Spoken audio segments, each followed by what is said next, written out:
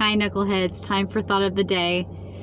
In society, it's always been the big emphasis on making sure that you're prepared when the end of your life comes, so that when you're dead and gone, things are taken care of once you're no longer around.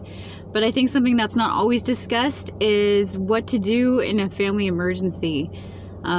Would you be prepared? Would you and your family be prepared in the event that suddenly the mom and the dad are no longer around? Do you have a special person designated to take over the children?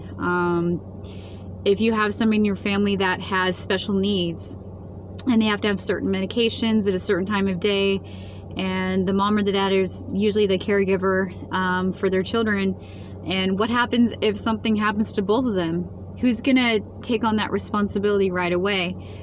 And I just don't think that's something that gets discussed very much, because it's not quote unquote pleasant, and it's not whatsoever. But you know, I would like to encourage everybody to sit down and discuss, if the worst happens, who's going to step in and take over, and who's going to delegate authority until that person's located, or maybe that person's not available. So who's going to be the plan B to the plan B?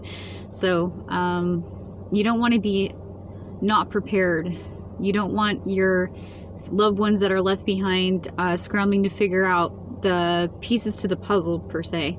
So I know it's not very pleasant of a conversation to be having in the middle of the week, but I just, with everything that's been going on lately with my family, I just think it's good to just sit down and figure out, you know, what would be a good plan of action if things were to suddenly take a bad turn.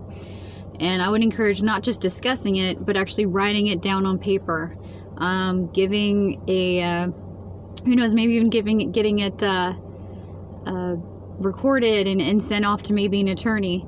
And you know, if anybody needs help with legal advice or anything like that, just let me know on a message. You know, reach out to us.